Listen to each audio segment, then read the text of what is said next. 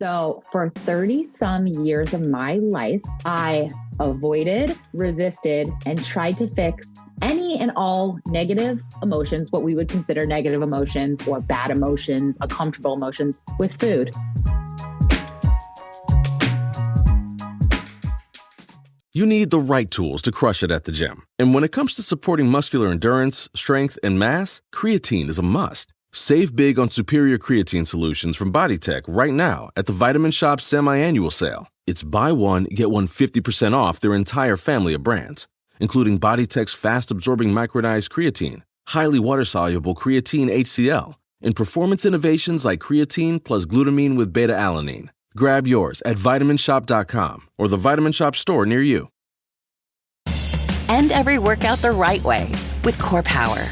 Fueled by 26 grams of high-quality protein to give your body what it needs, when it needs it. Recover and build lean muscle with Core Power.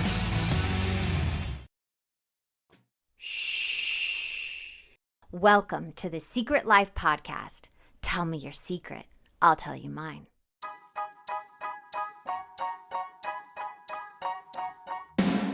Sometimes you have to go through the darkness to reach the light. That's what I did.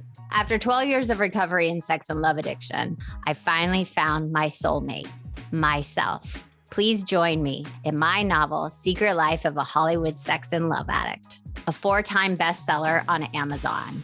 It's a brutal, honest, raw, gnarly ride, but hilarious at the same time. Check it out now on Amazon.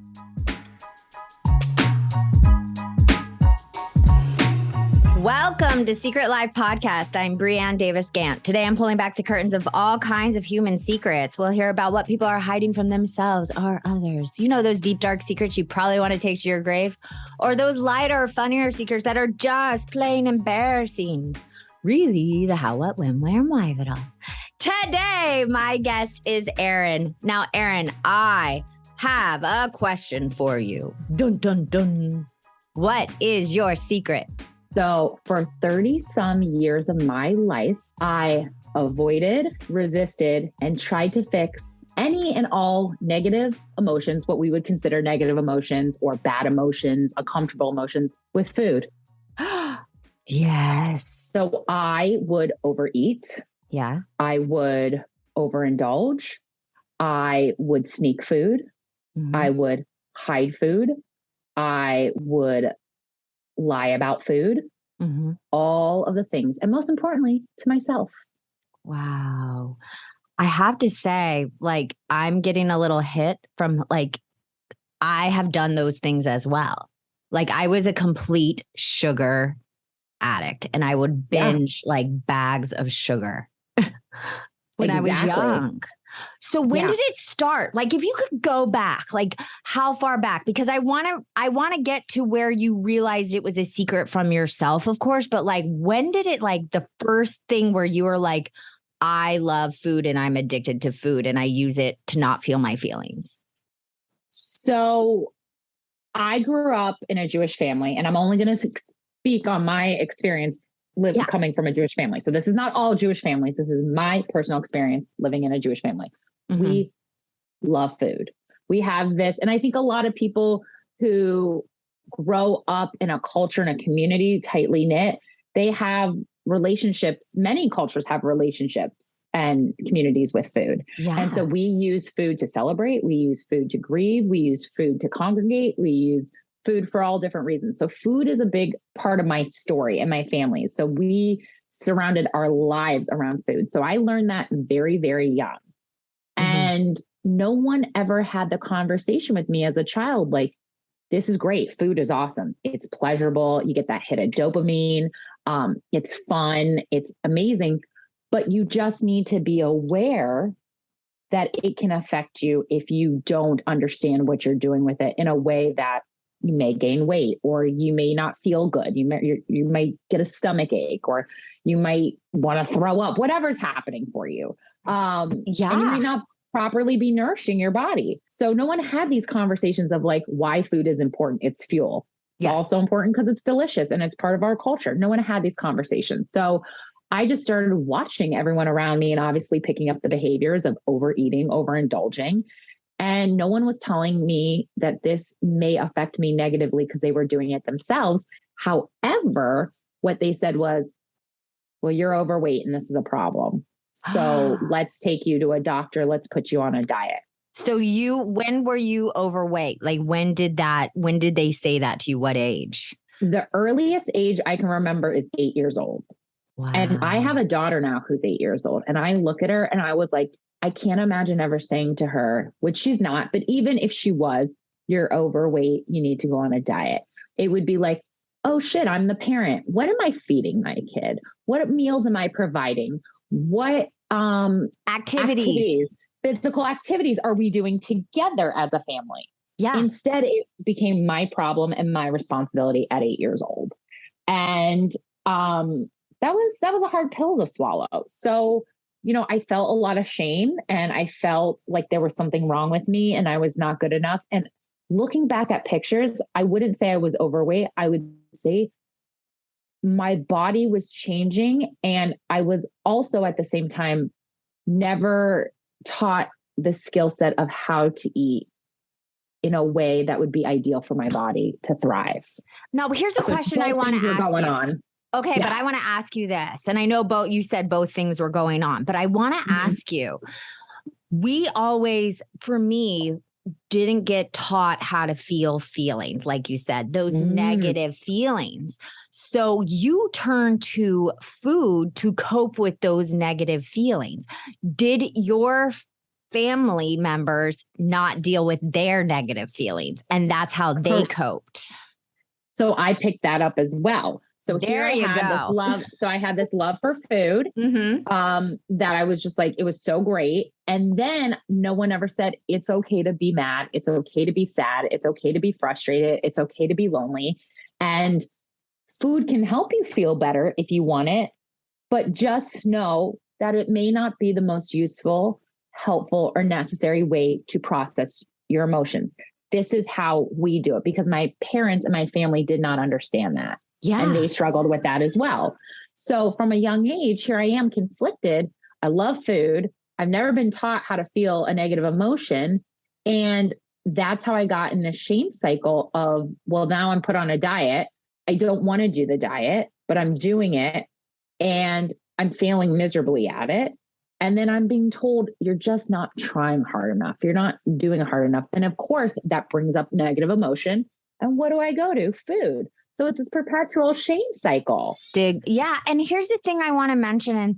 And I just, did you grow up in like the 80s, early 90s? Okay. So I did I'm an 84 baby. I was born 84. Okay. Yes. So I grew up in that time as well. And I have to say that society in a whole was like, go on a diet, low fat, all that stuff, and like Jenny Craig, Weight Watchers. Margarine, yes. Yeah, go to margarine and not butter, all those things. And it's like that. I was a skinny kid, like totally skinny, but like addicted to sugar and hyperactive.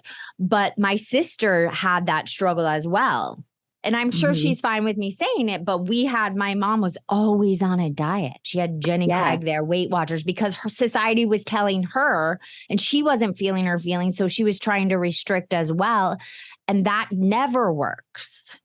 But I just have to say that generation seems like it was amplified by it. Oh, it was. It was super amplified by it. And we weren't talking about emotional intelligence and well-being. We were not having these conversations. So you overate because there was something wrong with you. You liked food or you were addicted to sugar. And it was a problem for me because you could visibly see it. But for someone who still maintained a thin body or a lower weight, it's fine.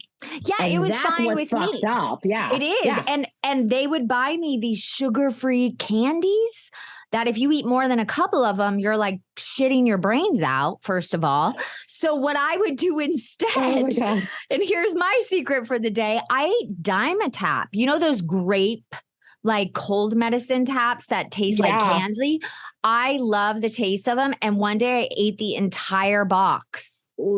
Like how dangerous is that? Because they wouldn't allow me to have sugar or, the family was breaking up. There was a lot of unbalance that nobody was talking about. And I turned and ate a whole box of cold medicine because no one taught me how to have a feeling. Yeah. And it's crazy because again, my parents are like, well, if you want to eat a lot, eat a snack, eat the whole bag of snack wells versus like have a Hershey bar and enjoy yourself. Like it was just fucked. It was awful. And listen, I have gone to therapy. I don't blame my parents because guess what? I'm a fucking adult now. And I can figure this shit out myself. And I have, and I know we've talked before, but I have lost over 130 pounds and maintained it. And not from dieting, by the way. It's been through feeling work and thought work by addressing what am I feeling and what is the thought creating that. So I can then change or first understand the behavior I'm engaging in and then decide if I want to change that or not. That's very different from here's a list of foods I cannot and cannot eat. I have to eat at these times. I have to eat out of these containers. I can only eat within these points or I have to measure it in this little weight. You remember those little things you can measure how much? And I was like, that's insanity at its finest, right? Like we cut a little piece of chicken and weigh it. Yeah. It's crazy what we put ourselves through. And we're really just putting Band-Aids on the root of the problem, which is we are human beings. We're supposed to feel negative emotion and positive emotion, but we're told if you feel something bad, you should just be more grateful or have gratitude in your gratitude journal, or you should just think happy thoughts. No, bitch, I'm fucking mad about something and how do I work through this without using food? Stop telling me to think, well, look at all the stuff you have. That is not what we're doing today. I am mad because I was triggered by something. I am frustrated because my expectations weren't met. How do I process that and deal with that with or without turning to food, but feeling good in my decision and trusting myself to work through it and lose the weight? That's it. Oh my God. It's so powerful. It feels like you should teach like in education. You should go into all the elementary and middle schools and like teach this because it's so important because I said, and you and I have talked about, it's like when that toxic positivity is killing us even more because when you don't allow yourself to have negative feelings, sadness for no reason, like you could literally wake up and just be sad, but people are not okay with that. And I said, when you don't allow yourself to be sad, you actually delete even joy. When you don't allow one emotion, you eliminate all emotions. So for the longest time, I didn't know how to have joy because I wouldn't allow myself to have sadness. Yeah. So I always look at emotions like if you're looking like out, think of yourself like in the desert and you're looking at the horizon, it looks so far away and it's this horizontal line. It's not a value system like a ladder, like the top is the best, the bottom's worst of emotions. There's a spectrum of emotion. And I've been thinking about this a lot. We label emotions as negative, positive, good or bad. Yes. There are no good or bad. There's no positive or negative. I use those terms because that's what people understand. But I really want to change the conversation of there's desired emotion or there's undesirable emotion. There's comfortable emotion or there's uncomfortable emotion. I am more comfortable feeling joy and excitement than I am frustration or overwhelm. That's it. But it's beautiful now. I bet even when you feel sadness or frustration that you can right size it where it doesn't overwhelm you anymore because you know it's an emotion and you'll go through it and it's not forever. For me, when I would feel sadness before my recovery, when I would turn to sugar or men or the things I did, that is because I felt like it was going to be there forever. There's this like doomsday whenever I feel sadness or frustration or not good enough where it was like, oh, I'm going to be stuck in this forever. And now I can say to myself, no, this is just right now. This is just for today. And I couldn't do that before. No, because judgment blocks learning and growth. So when we're judging ourselves, for being human beings, for feeling disappointment, for feeling frustration, for feeling sadness, even if there's a valid reason in our minds or not, it blocks us from really processing the emotions so we can work through it. We then want to run to social media or substances like food, alcohol, Netflix, drugs to numb, video to games. avoid, to resist. And depending on what the substance is and who you are, I'm not here to speak on that, but do it in a way that you can still grow and move forward if you are going to indulge in that, whatever that is, or completely rid it out of your life if you can't handle it in small, moderate doses. Like, I can't say no to food. That's not an option. I need food to survive. So I had to figure out how to eat M&Ms and still lose weight, how to eat that piece of cake and still lose weight, whether I was physically hungry or I just wanted it for whatever reason. Now, when you're talking about drugs or alcohol, that's a little different. You don't need that to survive. But, or you could, have the conversation about social media. Well, how harmful is it? I don't know. You have to ask yourself that question. Well, for me, it's very harmful, people, just so you know. Yeah. For some people it is, because they're like, shit, I cannot scroll. I will go into compare and despair immediately. Like, I know I can't do it. But that's the beautiful thing. Mm-hmm. Know thyself, people. Yeah. Stop worrying about everybody fucking else and what they're doing. Know your secrets. Know your truths. Figure out what works for you. Yes. And that's it. Okay, but I do have a question, because I know the listeners are dying to know these things. So I still want to go back. Can you say when you would overeat, or in your past, was there any major trauma, little T or big T is what I call it, like little trauma, big trauma, that you realize amplified you gaining 130 pounds? You keep going to food instead of feelings. Did anything happen that affected that, or is just the whole cultural family unit that just amplified it? All of the above. And it was a big T. I grew up in a home where I had a sibling who had some emotional and behavioral challenges. Okay. My mother was bipolar. My parents were in an unhealthy marriage. It was financially unstable for our family.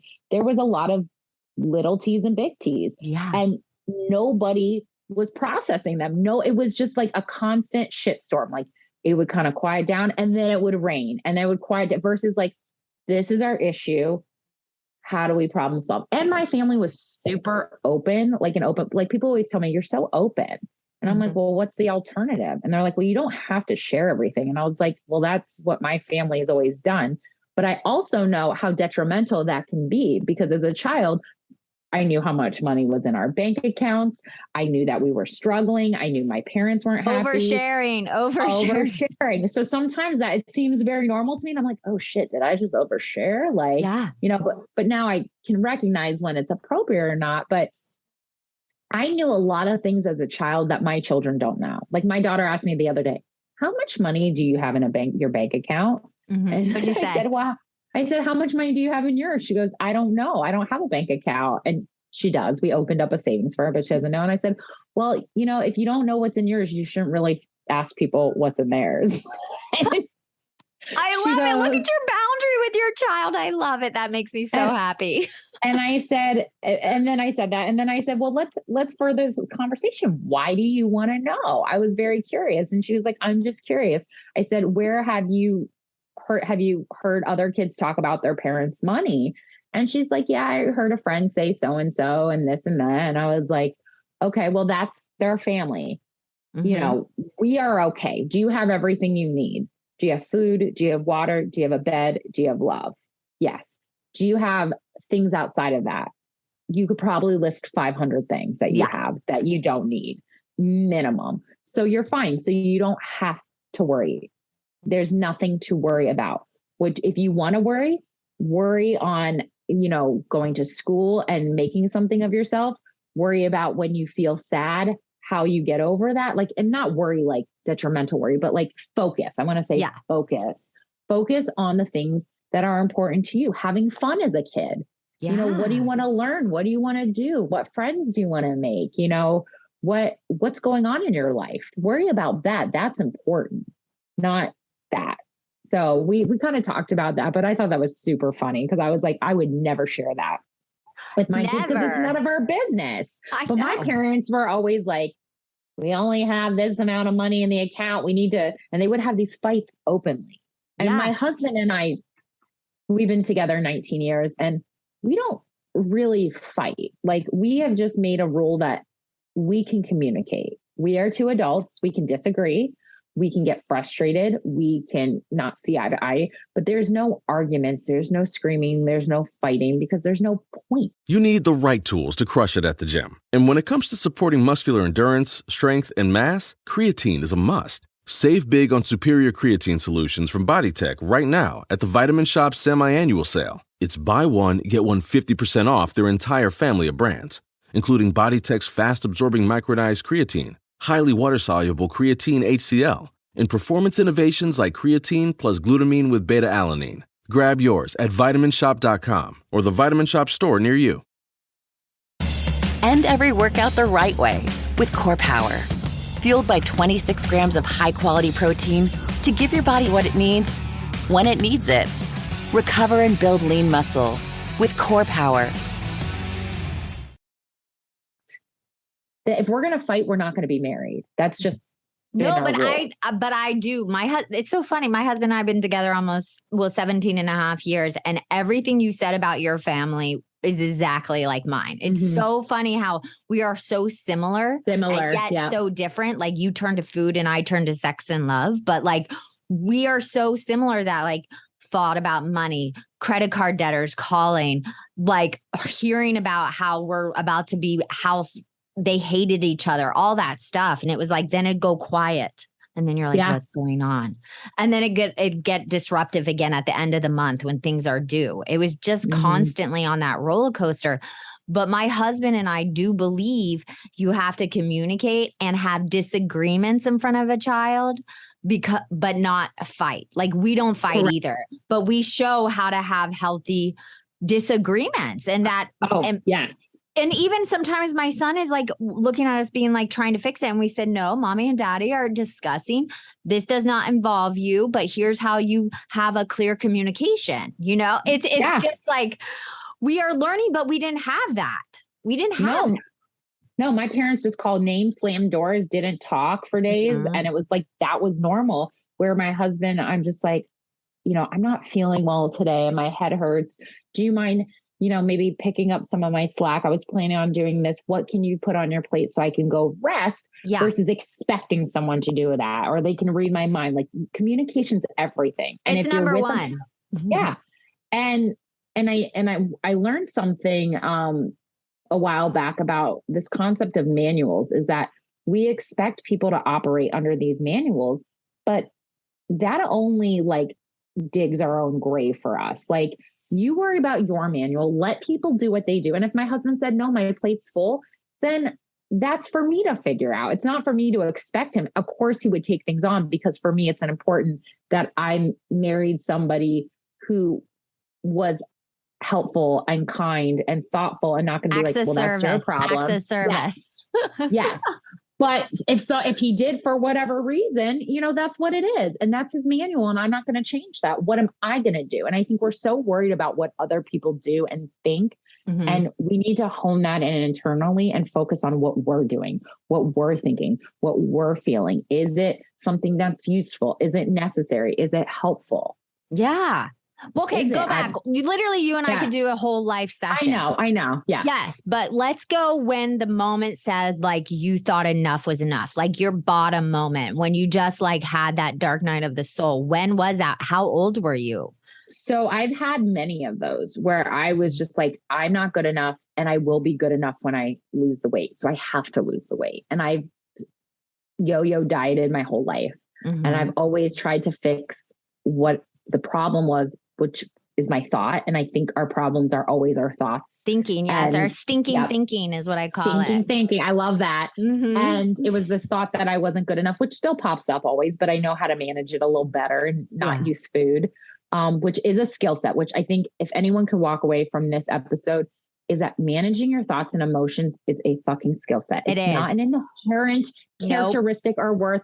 You just need to find the time and space and put a little effort into figuring out how to manage your thoughts and emotions. And there's many ways to do it. There's many approaches. Try them, figure out what works, come up with your own vision and just do it because it is the most useful thing you can do for yourself and everyone around you. But anyways, I digress.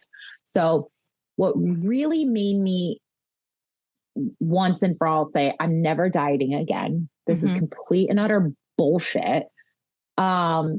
I I need to really look at the root of the problem was when I have 2 kids. My daughter is 8. My son is 6. We tried for a third. I suffered a miscarriage around 14 weeks. And then I got pregnant again and I suffered a fetal demise around 7 months. Oh God, I'm so sorry. Thank you. Brutal. And that was brutal. You know, you always hear horror stories like the women who are in the hospitals who deliver the babies and they don't go home with them. That was me. That was like my worst fear. And something shifted. I just remember they told us the news that I went to my OB just for when you have to drink the diabetes water, you know, I actually love it. People are like, that's disgusting. I was like, it's delicious. Can I drink more? I want the orange flavor, by the way. Like, I think it tastes like Sunkist. I'm the only person, by the way. You're the only person. I love that. The only person. Every nurse is like, I'm so sorry. I was like, why are you apologizing? I'm looking forward to this. Can I get a second shot, please? Right? I'm the weirdest person. I'm like, yes, I'll take that. So I went for my diabetes testing and you drink this supposedly horrible drink that I love. And my doctor was looking for the heartbeat and she couldn't find it with the little ultrasound thing. And that was really common with me. Like we always had a hard time. So I wasn't super nervous. And she goes, want to get you on the bigger machine. Just make sure before we do more, I have to hear the heartbeat before you leave. So we go and we see him on the screen and I just see him kind of floating in the womb. Like, and I was like, that does not look good. And I knew in that moment, but I was holding out and she goes, you need to go to the emergency room right now. Yes. I said, this is not looking good, but you need to go right now. I'm going to call labor and delivery emergency. You go there right now and whatever they can do, they can do that. And she asked, do you want a ride? Do you want an ambulance? Like, and I said, what do you need? And I said, I can get myself there. She goes, I'm going to have them confirm you're there because I need to make sure you're safe. And I love her to death, my OB. And I got there, my husband met me. They did additional testing and they called the time of the death. So in that moment, I remember I was like in utter shock and I was like, oh shit, this is happening. This is real. And they told us we were going to have to deliver and they gave us a moment. And I looked at my husband and I just remember like the tears just poured out of me. And I'm not a crier. Like my parents were always the parents who were like, don't cry, stop crying. Right. And I never say that to my children. I say, it's okay to cry. Let it out. Your body's telling you something. Yeah. Let it out. It'll feel good once you're done. Takes as much time as you need. But my parents were always like, stop crying. Stop crying. Yeah. It's like, it's too overwhelming for them. They can't take it. Yeah. Don't cry. They can't handle it. You have no reason to cry. You know? Yeah, exactly. This is stupid. This is a stupid reason. So I think I let out every tear I've been holding back for the past 30 some years because I'm not a crier naturally. And so, because I compartmentalize my feelings and I just cried. Like, I swear it was the shortest cry, but it was the most intense amount of tears I have poured from my eyeballs. Yeah. And I said to my husband, like, I don't know if I'm going to survive this. Like, I don't know if I'm okay. And he was like, that's okay. It's okay. We're not going to be okay together. That's okay. And I just was like, okay. And I just stopped. And then I knew in that moment, as soon as I let that out, something shifted. Like, I can't explain it, but something shifted. And I just knew things were going to be different after this, because I think subconsciously, even though no doctor told me that was the cause, I blamed myself because of my weight. We always blame ourselves. Just so you know, every woman that has a miscarriage or loses a baby always blames herself. Whether they're thin or overweight, whatever it is, they blame themselves, of course. Yes. So I blame myself. And then immediately after I delivered and came home and went into therapy, I was like, I'm going to pour my grief into my weight loss. And I did. And I started losing weight by dieting because that's the only way I knew. Yeah. Well, that's the only way society tells you to as well. Yeah. I didn't understand right away the thoughts and the feelings part. And I just went really hard into restrictive. Like, I deserve this. Like, you're going to suffer for this the way your son suffered. It was like this real fucked up shit. Right. And so for about a year, I did really restrictive dieting. I lost a good amount of weight. And then I finally looked at my husband and I said, I don't think I can do this forever. like, how am I supposed to eat a piece of cake? And he was like, yeah, I don't know. You should think about that. Cause I was like eating no sweets, no flour, no sugar. Like I was really hurting myself. Like, yeah, no, the life of an actress. Yeah. That's what you were doing 24/7. Yes. Yeah. Cause I was like, I don't deserve it. I'm not good enough. You need to suffer. And food was such a joy. So if I took that away, I would suffer. And I did. Yeah. And then I really started healing when I said, okay, what is the root of the problem with food? You're going to relearn how to eat food and unlearn previous behaviors. What is the root of the problem? And it was my relationship with myself.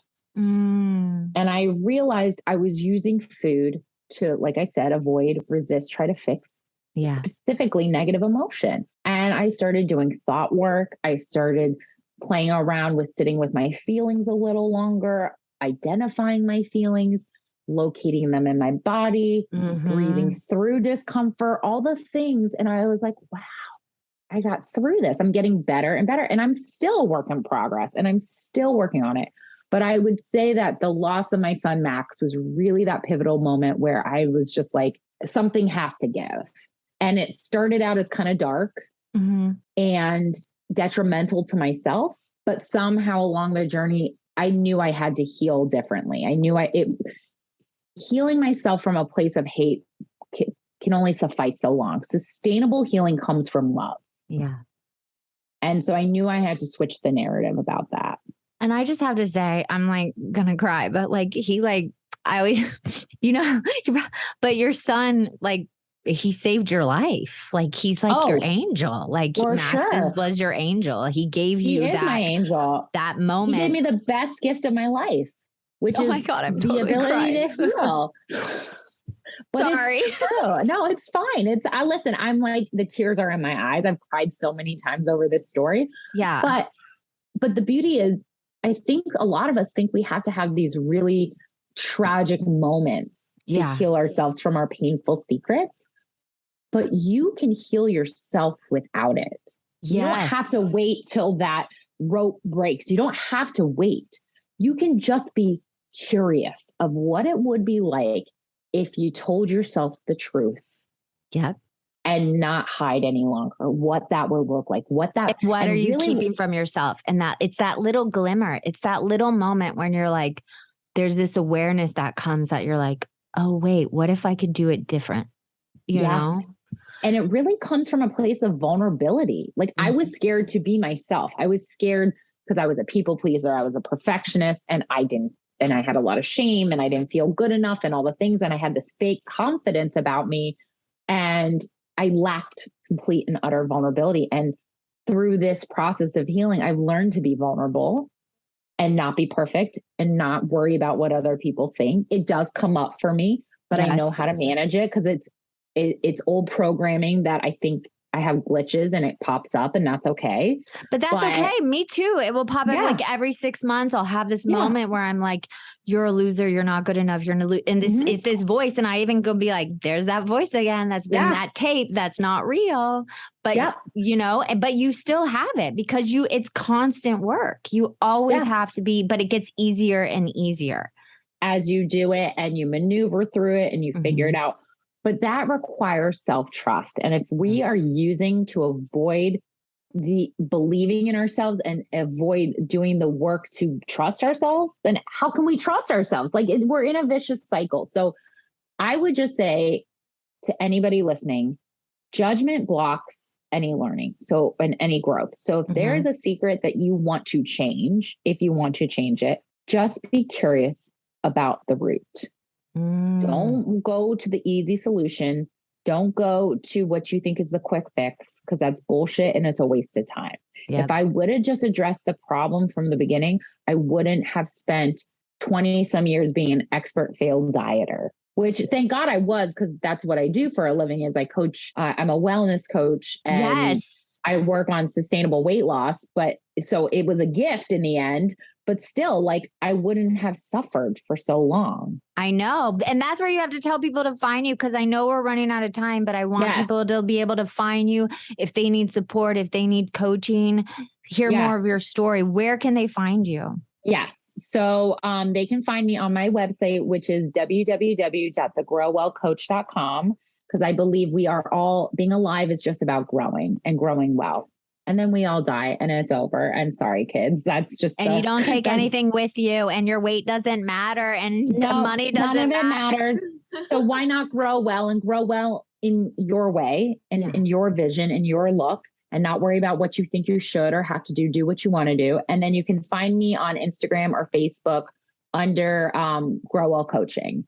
I'm more present on Instagram than Facebook, but either one, DM me. Love to help you. And listen, I help my clients with their wellness, and we work on sustainable weight loss.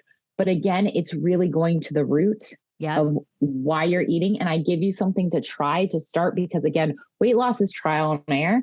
So if you still engage in the same behaviors, you're going to get the same result. So we just, off the bat, I give you a very flexible plan. It's kind of like a container. You fill in the blanks. We start trying. And while you start working on that, we then start getting into the coaching. We start digging into the shit, that why you do the things you do. Dig through the shit is what I always say. Dig through the shit to get to your gold. Right? Because we all have it. We have lots of gold. We are all treasure chests.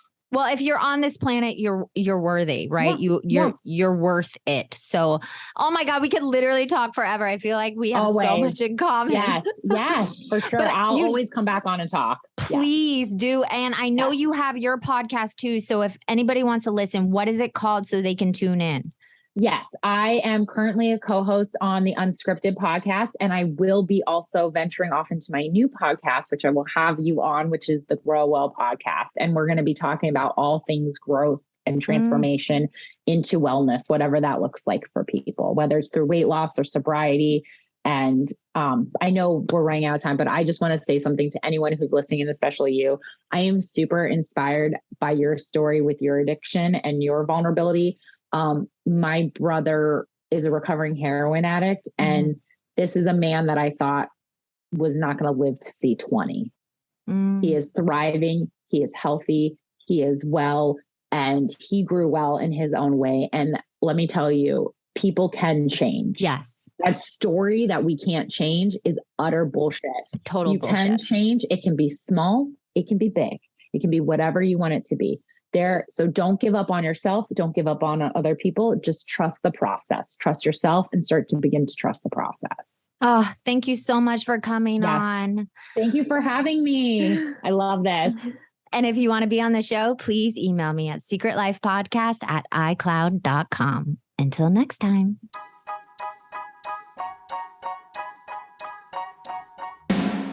Thanks again for listening to the show. Please subscribe, rate, share, or send me a note at secretlifepodcast.com. And if you like to check out my book, head over to secretlifenovel.com or Amazon to pick up a copy for yourself or someone you love. Thanks again. See you soon. You need the right tools to crush it at the gym. And when it comes to supporting muscular endurance, strength, and mass, creatine is a must. Save big on superior creatine solutions from BodyTech right now at the Vitamin Shoppe semi-annual sale. It's buy one, get one 50% off their entire family of brands, including BodyTech's fast-absorbing micronized creatine, highly water-soluble creatine HCl, and performance innovations like creatine plus glutamine with beta-alanine. Grab yours at vitaminshoppe.com or the Vitamin Shoppe store near you. Hi, I've got a prescription for diabetes test strips. How much is the copay? That could take me a while to calculate. In the meantime, you should think about over-the-counter Contour Next test strips. You get 35 for $19.99, and they're highly accurate. For full details, visit contournext.com/radio.